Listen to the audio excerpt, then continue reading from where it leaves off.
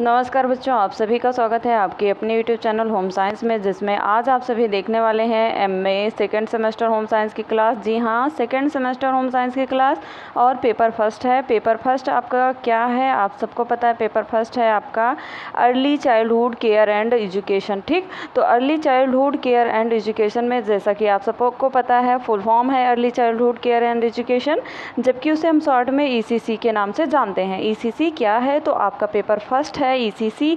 Okay, प्रारंभिक बाल्यावस्था में देखभाल और शिक्षा। ठीक, तो ये आपका पेपर फर्स्ट है। पेपर फर्स्ट के से जुड़े जो प्रश्न है महत्वपूर्ण, आप सबको पता है इस पे महत्वपूर्ण प्रश्नों की ही क्लास चलती है जो आपके पेपर में आने की संभावना रहती है। ठीक, तो आज आपका ईसीसी से जुड़े कुछ महत्वपूर्ण प्रश्न हैं उनको कवर करेंगे। ठीक, तो आज की सेशन जो है बहुत ही इम्पोर्टेंट है, इसलिए लास्ट तक बने रहिएगा। यहाँ से आपका 100% 5 नंबर तो मिलेगा ही। 5 नंबर की क्लास है, ये आप विश्वास के साथ आपको पेपर में देखने को भी मिलेगा कि ये 5 नंबर की क्लास होने वाली है आपके पेपर के लिए। तो आप बीच में बिल्कुल मत स्किप करना, क्योंकि बहुत इम्पोर्टेंट सेशन है। तो लास्ट तक बने रहिएगा और देखते हैं आज का आपका पहला प्रश्न सेशन के अकॉर्डिंग। ठीक, तो सेशन के अकॉर्डिंग मैंने पहला प्रश्न आप सभी के लिए रखा है, स्क्रीन पर देख पा रहे हैं। तो इससे पहले वैसे भी आप सब सब्सक्राइब तो करते नहीं हो, बहुत कम करते हो, तो फिलहाल मेरी इच्छा है कि आप सब लाइक शेयर सब्सक्राइब ज़रूर किया करो। ठीक, तो आपके ऊपर है, आप करो या ना करो। ठीक, हम तो आपके लिए पढ़ाते ही हैं कि मेरे बच्चे जो हैं वो अच्छे से पढ़ें और अच्छा नंबर स्कोर करें। तो ये आपके ऊपर डिपेंड है कि आप अपनी टीचर के लिए क्या करते हो, कि लाइक शेयर करते हो, कि चैनल सब्सक्राइब करते हो कि नहीं। ठीक, तो चलो छोड़ते हैं, आगे बढ़ते हैं। आप सब सब्सक्राइब बहुत कम करते हो। ठीक, तो ईसीसी से जुड़े महत्वपूर्ण संस्थाओं के नाम और उनके क्रियाकलापों के बारे में लिखिए। जो ईसीसी है आपका early childhood care and education, इससे जुड़ी जो संस्थाएं हैं आपका, उन संस्थाओं के नाम जानना है और क्रियाकलाप भी इसके लिखने हैं। ठीक, एक्टिविटीज़ क्रियाएं क्या हैं, इससे जुड़ी महत्वपूर्ण संस्थाएं क्या हैं। ठीक, तो आइए बढ़ते हैं।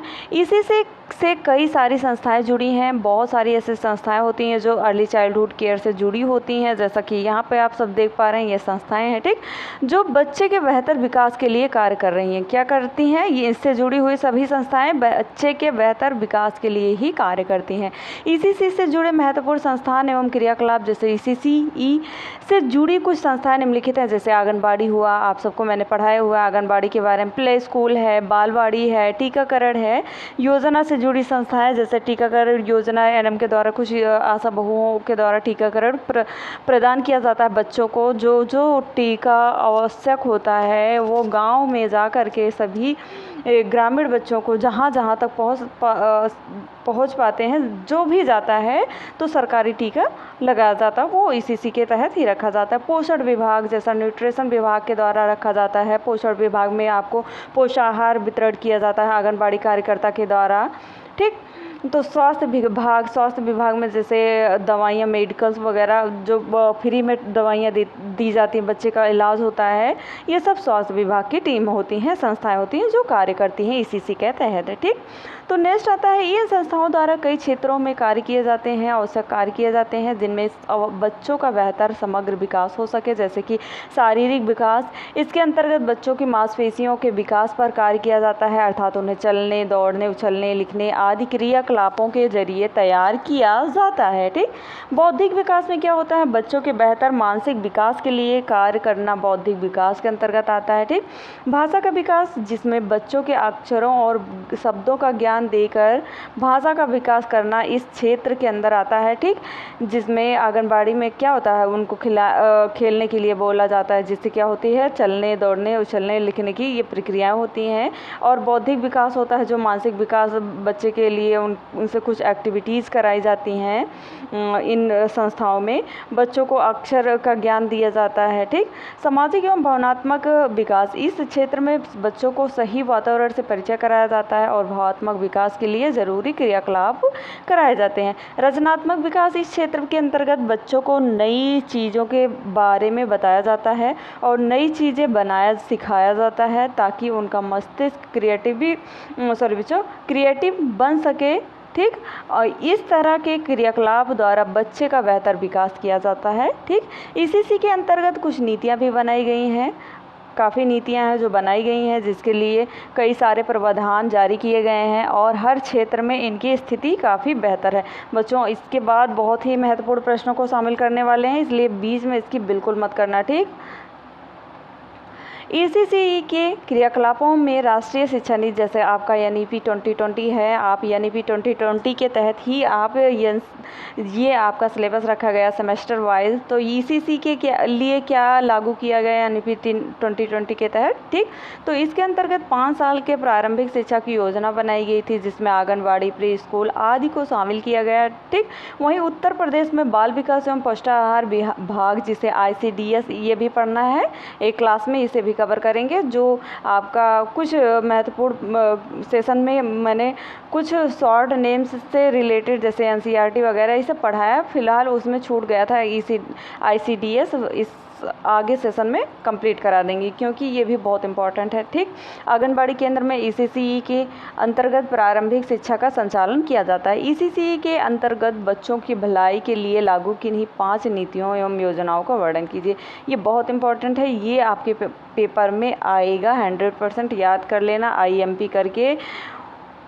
ओके, तो भारतीय संविधान के अनुच्छेद 39 जो 39 के अनुसार राज्य अपनी नीति को यह सुनिश्चित करने के लिए निर्देशित करेगा कि बच्चों को स्वस्थ ढंग, स्वतंत्रता तथा गरिमा के साथ विकसित होने के लिए अवसर तथा सुविधाएं दी जाएं और बच्चों तथा नवयुवकों का शोषण और नैतिक तथा भौतिक परित्याग से संरक्षण किया जाए। ठीक, प्रारंभिक वर्षों में छोटे बच्चों की उत्तरजीविता, स्वास्थ्य, पोषण, देखभाल और शिक्षा से सुनिश्चित करने के लिए समय समय पर राष्ट्रीय, राज्य और जिला स्तर पर विभिन्न हस्तक्षेप किए गए। ठीक, वहीं पर आपका राष्ट्रीय शिक्षा नीति जो आती है NEP सन 1986, जो सबसे प्रथम राष्ट्रीय शिक्षा नीति थी, इसमें क्या सुधार किया गया था, क्या लागू किया गया था?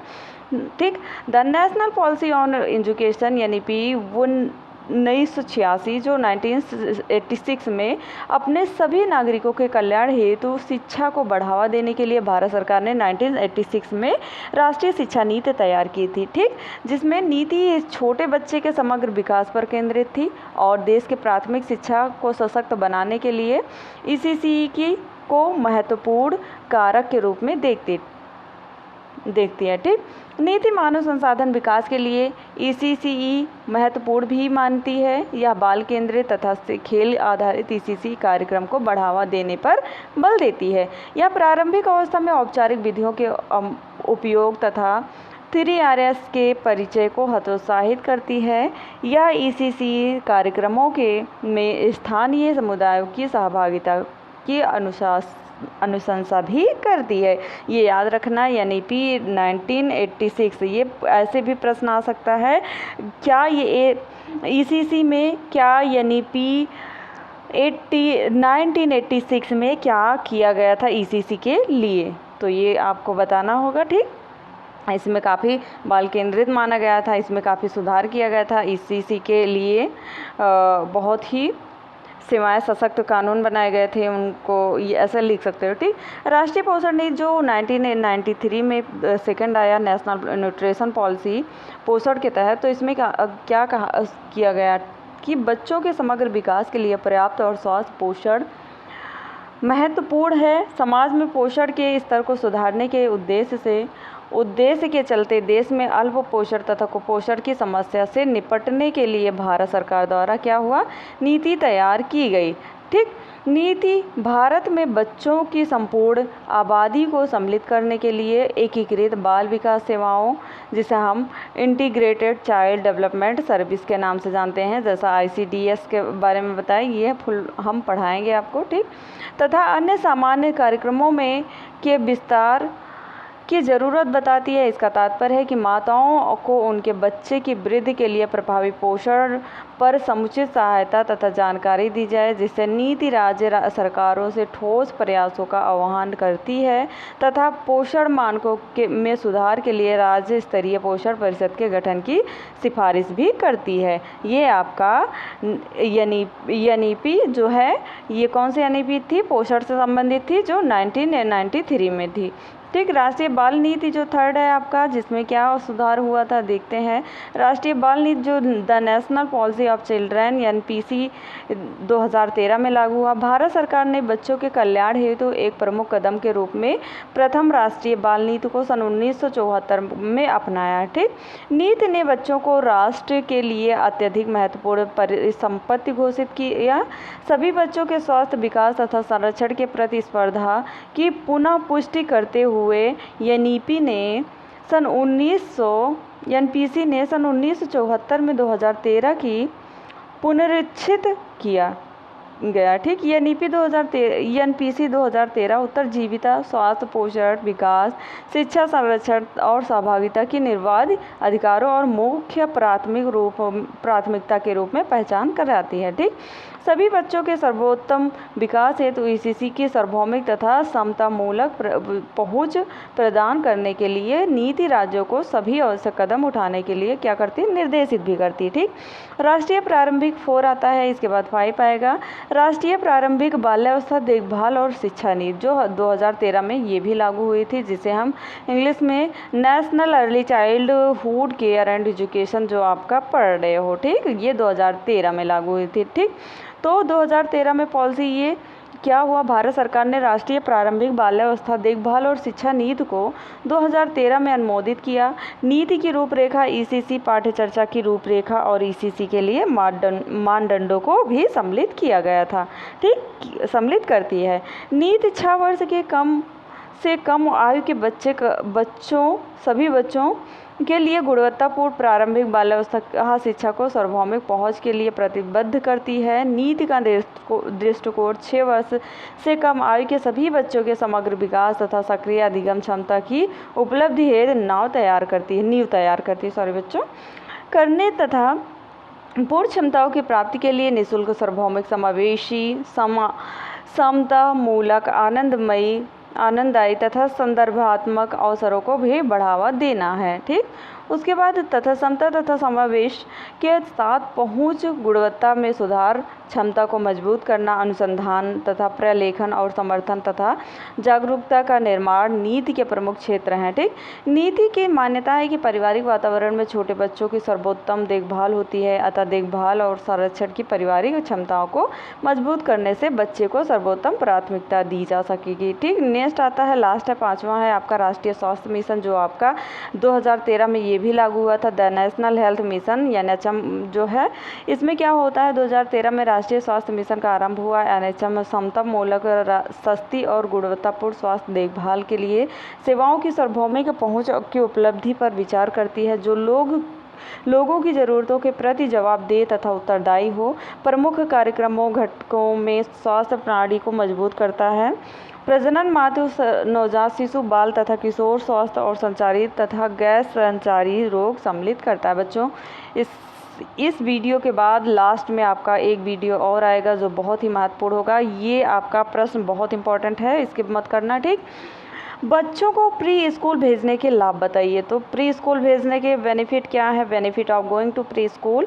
तो बच्चों के लिए प्री स्कूलिंग जो होता है उसे जीवन का सबसे अहम हिस्सा माना जाता है, क्योंकि इससे बच्चों को निम्नलिखित लाभ हो सकते हैं। प्री स्कूल जाने से बच्चे की गतिविधियों के माध्यम से विकास होता है, जैसे कि प्री स्कूल में का पाठ्यक्रम शिक्षक द्वारा नियोजित व बच्चों के स्वयं से सीखने की योग्यता का संतुलन बनाए रखता है, ठीक।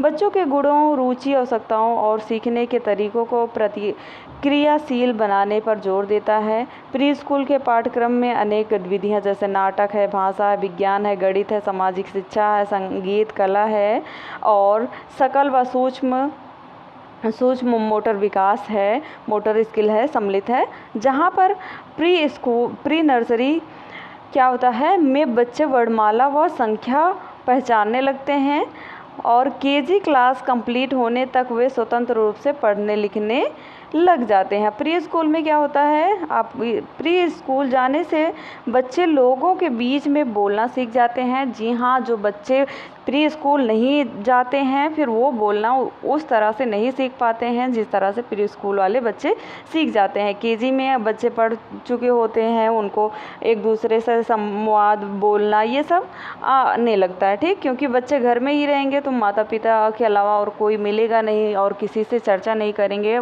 इसीलिए बच्चों में डर बना रहता है, ठीक। प्री स्कूल के दौरान बच्चे क्लास में कविता, कहानी, रोल प्ले, गाने गाना, प्रार्थना करना जैसी मौखिक गतिविधियों में शामिल होते हैं। ये सभी एक्टिविटीज़ उनकी पर्सनालिटी को बेहतर बनाती है। पर्सनालिटी वाला वीडियो जो नहीं देखे हैं जा कर के देख लें, बहुत इंपॉर्टेंट है, आपके पेपर में ज़रूर आएगा, ठीक। तो मदद करती है, वे समूहों में बोलना सीखते हैं, वे छोटे छोटे समूहों के सामने बोलने का आत्मविश्वास भी विकसित करते हैं जो आगे चलकर क्या होता है काफ़ी काम आता है, ठीक। प्री स्कूल जाने से बच्चों में उत्तरदायी बनाने की क्षमता भी आती है। प्री स्कूल में टीचर्स बच्चों को उत्तरदायी बनाने और सही चयन करने के अवसर प्रदान करते हैं। टीचर समझाते हैं कि क्यों कुछ व्यवहार सीमाबद्ध होने चाहिए और जो उचित व अनुरूप हैं उनके लिए सीमा निश्चित करती है। बच्चों के व्यवहार को लेकर उम्मीद उनके विकास के अनुरूप रहती है। इस चुनौती के लिए उन्हें शिक्षकों का सहयोग मिलता है, ठीक। प्री स्कूल में और क्या होता है, प्री स्कूल से और क्या लाभ होते हैं, प्री स्कूल जाने से बच्चे सामाजिक और भावनात्मक रूप से विकसित होते हैं, ठीक। प्री स्कूल के बच्चों को एक जगह मिलती है जहां आपका बच्चा स्वयं की भावना को व्यक्त करना सीखता है, अपने सहपाठियों के साथ गेम्स खेलता है। इन सब गतिविधियों से उसमें आत्मविश्वास का निर्माण होता है। प्री स्कूल के जरिए वही बच्चों की आमतौर पर पता चलता है कि वे अपने आप से काम कर सकते हैं। इससे वे सामाजिक और भावनात्मक रूप से धीरे धीरे विकसित होते हैं। सामाजिक संपर्क भी अब बच्चे प्री स्कूल में ही सीखते हैं। यह प्री स्कूल एजुकेशन की दूसरी सबसे महत्वपूर्ण विशेषता होती है। प्री स्कूल जाने से बच्चे अनुशासन सीखते हैं, ठीक। प्री स्कूल में बच्चे शिक्षकों और बच्चों के लिए ग्रुप में रहते हैं जहां वे निर्देशों को साझा करना और उनका पालन करना सीखते हैं। जैसे जब उन्हें कोई प्रश्न पूछता है तो वे अपना हाथ खड़ा करते हैं। टॉयलेट जाने के लिए भी टीचर की ही परमिशन लेते हैं। बच्चे को स्कूल शुरू करने से पहले इस तरह का अनुभव उसे विद्यालय में ही सहज रहने से सहायता प्रदान होती है, ठीक। बस थोड़ा सा है, बीच में इसकी बिल्कुल मत करना, ठीक। अब मैनेजमेंट देख लेते हैं। प्री स्कूल से बच्चे टाइम मैनेजमेंट सीखते हैं, ठीक, क्योंकि समय प्रबंधन प्री स्कूल की एक और महत्वपूर्ण विशेषता होती है। बच्चे assembly time, play time, lunch time आदि के जरिए एक बेहतरीन टाइम मैनेजमेंट जो होता है वो सिस्टम में बढ़ जाते हैं, जिससे क्या होता है आगे आसानी से मैनेज कर पाते हैं। प्री स्कूल जाने से बच्चों में स्वर संबंधी जागरूकता भी होती है, जिससे क्या होता है वो यह प्री स्कूल शिक्षा की सबसे महत्वपूर्ण विशेषता होती है। इस दौरान बच्चे वर्णमाला की आवाज़ पहचानना सीखते हैं, वे धुन सुनकर वर्णमाला की पहचान करना सीखते हैं। इसके साथ ही चीज़ों के नाम लेना आदि भी सीखते हैं। साथ ही बच्चों में लिखने की कला और कलरिंग रिकल्स भी आती है। बच्चे प्री स्कूल में बहुत कुछ सीखते हैं। बच्चे के संज्ञानात्मक विकास पर जोर दिया जाता है। प्री स्कूल जाने से बच्चे कल्पनाशीलता और कौशल में निपुण होते हैं। कक्षा में बच्चों की कल्पनाशील नाटक में संलग्न करने के लिए उपकरण शामिल हैं, ठीक। रचनात्मक अन्वेषण के लिए उपयुक्त कला अनुभव, बौद्धिक और शारीरिक कौशल के लिए विभिन्न प्रकार के खेल, ठीक।